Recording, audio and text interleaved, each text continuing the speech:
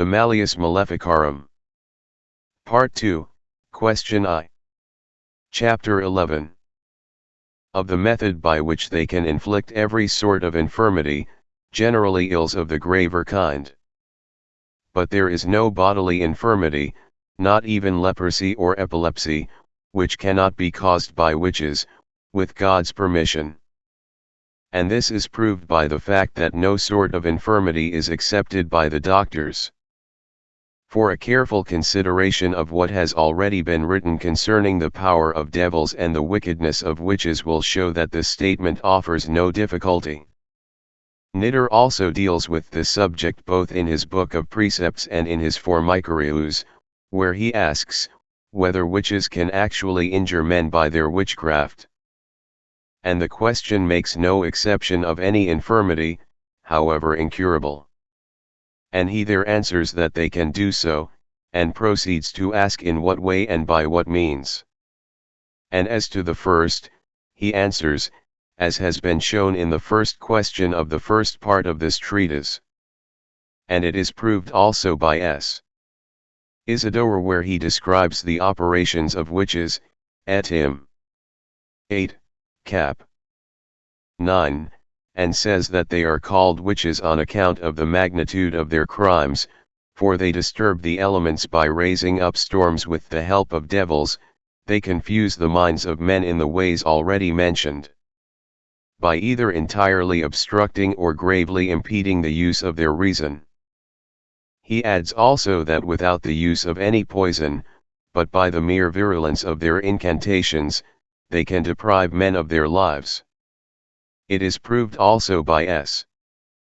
Thomas in the second book of Sentences, dist. 7 and 8, and in book 4, dist. 34, and in general all the theologians write that witches can with the help of the devil bring harm upon men and their affairs in all the ways in which the devil alone can injure or deceive, namely, in their affairs, their reputation, their body, their reason, and their life, which means that those injuries which are caused by the devil without any witch, can also be caused by a witch, and even more readily so, on account of the greater offense which is given to the divine majesty, as has been shown above. In Job 1:2 is found a clear case of the injury in temporal affairs. The injury to reputation is shown in the history of the blessed Jerome, that the devil transformed himself into the appearance of S. Silvanus, Bishop of Nazareth, a friend of S. Jerome. And this devil approached a noble woman by night in her bed and began first to provoke and entice her with lewd words, and then invited her to perform the sinful act. And when she called out, the devil in the form of the saintly bishop hid under the woman's bed, and being sought for and found there, he in liquorish language declared lyingly that he was the bishop Silvanus. On the morrow therefore, when the devil had disappeared, the holy man was scandalously defamed, but his good name was cleared when the devil confessed at the tomb of S. Jerome that he had done this in an assumed body. The injury to the body is shown in the case of the blessed Job, who was stricken by the devil with terrible sores, which are explained as a form of leprosy. And Sigisbert and Vincent of Beauvais, Spec. Hist. XXV, 37, both tell that in the time of the Emperor Louis II, in the diocese of Mainz, a certain devil began to throw stones and to beat at the houses as if with a hammer. And then by public statements, and secret insinuations, he spread discord and troubled the minds of many. Then he excited the anger of all against one man, whose lodging, where he was resting, he set on fire, and said that they were all suffering for his sins. So at last that man had to find his lodging in the fields. And when the priests were saying a litany on this account, the devil stoned many of the people with stones till he hurt them to bleeding, and sometimes he would desist, and sometimes rage, and this continued for 3 years, until all the houses there were burned down. Exampled of the injury to the use of the reason, and of the tormenting of the inner perceptions, are seen in those possessed and frenzied men of whom the Gospels tell. And as for death, and that they deprive some of their lives, it is proved in Tobias 6, in the case of the 7 husbands of the Virgin Sarah, who were killed because of their lecherous lust and unbridled desire for the Virgin Sarah, of whom they were not worthy to be the husbands. Therefore it is concluded that both by themselves, and all the more with the help of witches, devils can injure men in every way without exception. But if it is asked whether injuries of this sort are to be ascribed rather to devils than to witches, it is answered that, when the devils cause injuries by their own direct action, then they are principally to be ascribed to them. But when they work through the agency of witches for the disparagement and offending of God and the perdition of souls, knowing that by this means God is made more angry and allows them greater power of doing evil, and because they do indeed perpetuate countless witchcrafts which the devil would not be allowed to bring upon men if he wished to injure men alone by himself, but are permitted, in the just and hidden purpose of God, through the agency of witches, on account of their perfidy and abjuration of the Catholic faith, therefore such injuries are justly ascribed to witches secondarily, however much the devil may be the principal actor.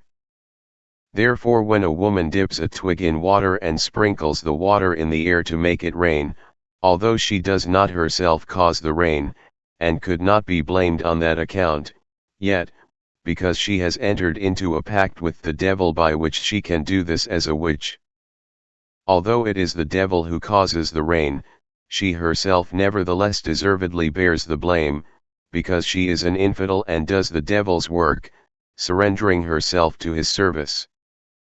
So also when a witch makes a waxen image or some such thing in order to bewitch somebody, or when an image of someone appears by pouring molten lead into water, and some injury is done upon the image, such as piercing it or hurting it in any other way.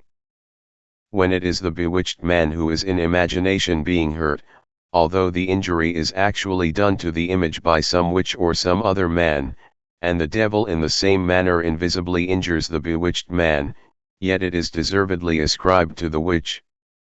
For, without her, God would never allow the devil to inflict the injury, nor would the devil on his own account try to injure the man. But because it has been said that in the matter of their good name the devils can injure men on their own account and without the cooperation of witches, there may arise a doubt whether the devils cannot also defame honest women so that they are reputed to be witches, when they appear in their likeness to bewitch someone, from which it would happen that such a woman would be defamed without cause. In answering this we must premise a few remarks.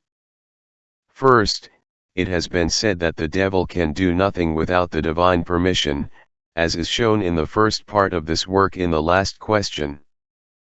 It has also been shown that God does not allow so great power of evil against the just and those who live in grace, as against sinners, and as the devils have more power against sinners, see the text, when a strong man armed, etc. So they are permitted by God to afflict them more than the just.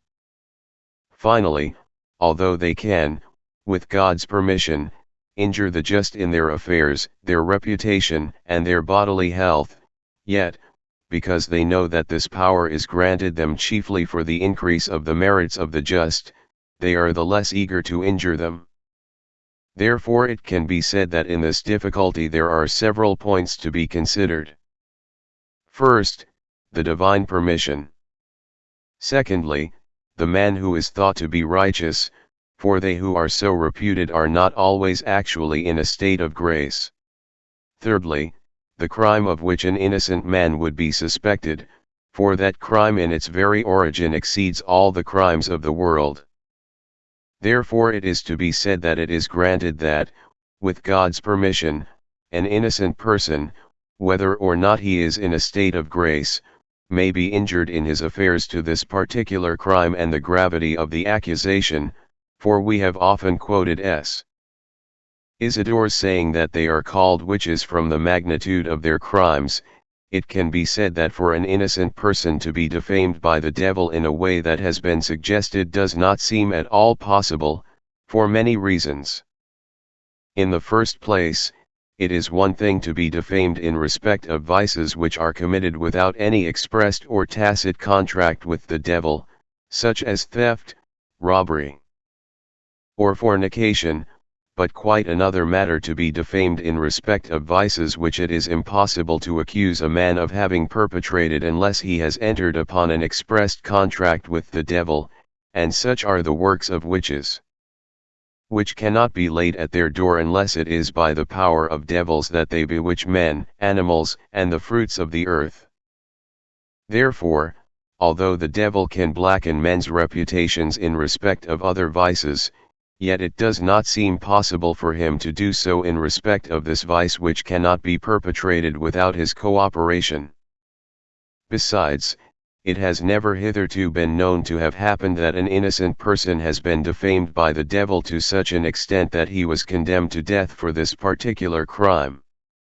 Furthermore, when a person is only under suspicion, he suffers no punishment except that which the canon prescribes for his purgation, as will be shown in the third part of this work in the second method of sentencing witches. And it is set down there that, if such a man fails in his purgation, he is to be considered guilty, but that he should be solemnly adjured before the punishment due to his sin is proceeded with and enforced. But here we are dealing with actual events, and it has never yet been known that an innocent person has been punished on suspicion of witchcraft, and there is no doubt that God will never permit such a thing to happen. Besides, he does not suffer the innocent who are under angelic protection to be suspected of smaller crimes, such as robbery and such things, then all the more will he preserve those who are under that protection from suspicion of the crime of witchcraft. And it is no valid objection to quote the legend of S. Germanius, when devils assumed the bodies of other women and sat down at table and slept with the husbands, deluding the latter into the belief that those women were in their own bodies eating and drinking with them, as we have mentioned before. For the women in this case are not to be held guiltless. For in the canon, Episcopi 26. Q. 2. Such women are condemned for thinking that they are really and actually transported, when they are so only in imagination, although, as we have shown above, they are at times bodily transported by devils. But our present proposition is that they can, with God's permission, cause all other infirmities, with no exception, and it is to be concluded from what we have said that this is so. For no exception is made by the doctors, and there is no reason why there should be any, since, as we have often said, the natural power of devils is superior to all corporeal power. And we have found in our experience that this is true. For although greater difficulty may be felt in believing that witches are able to cause leprosy or epilepsy, since these diseases arise from some long-standing physical predisposition or defect, none the less it has sometimes been found that even these have been caused by witchcraft. For in the diocese of Basel, in the district of Alsace and Lorraine, a certain honest laborer spoke roughly to a certain quarrelsome woman, and she angrily threatened him that she would soon avenge herself on him. He took little notice of her, but on the same night he felt a pustule grow upon his neck, and he rubbed it a little, and found his whole face and neck puffed up and swollen, and a horrible form of leprosy appeared all over his body. He immediately went to his friends for advice, and told them of the woman's threat, and said that he would stake his life on the suspicion that this had been done to him by the magic art of that same witch. In short, the woman was taken, questioned, and confessed her crimes. But when the judge asked her particularly about the reason for it, and how she had done it, she answered, "When that man used abusive words to me, I was angry and went home, and my familiar began to ask the reason for my ill humor. I told him, and begged him to avenge me on the man. And he asked what I wanted him to do to him, and I answered that I wished he would always have a swollen face. And the devil went away and afflicted the man even beyond my asking, for I had not hoped that he would infect him with such sore leprosy. And so the woman was burned. And in the diocese of Constance, between Breisach and Fribourg, there is a leprous woman, unless she has paid the debt of all flesh within these 2 years, who used to tell to many people how the same thing had happened to her by reason of a similar quarrel which took place between her and another woman. For one night when she went out of the house to do something in front of the door, a warm wind came from the house of the other woman, which was opposite, and suddenly struck her face, and from that time she had been afflicted with the leprosy which she now suffered. And lastly, in the same diocese, in the territory of the Black Forest, a witch was being lifted by a jailer onto the pile of wood prepared for her burning, and she said, "I will pay you," and blew into his face. And he was at once afflicted with a horrible leprosy all over his body, and did not survive many days. For the sake of brevity, the fearful crimes of this witch, and many more instances could be recounted, are omitted. For we have often found that certain people have been visited with epilepsy or the falling sickness by means of eggs which have been buried with dead bodies, especially the dead bodies of witches, together with other ceremonies of which we cannot speak. Particularly when these eggs have been given to a person either in food or drink.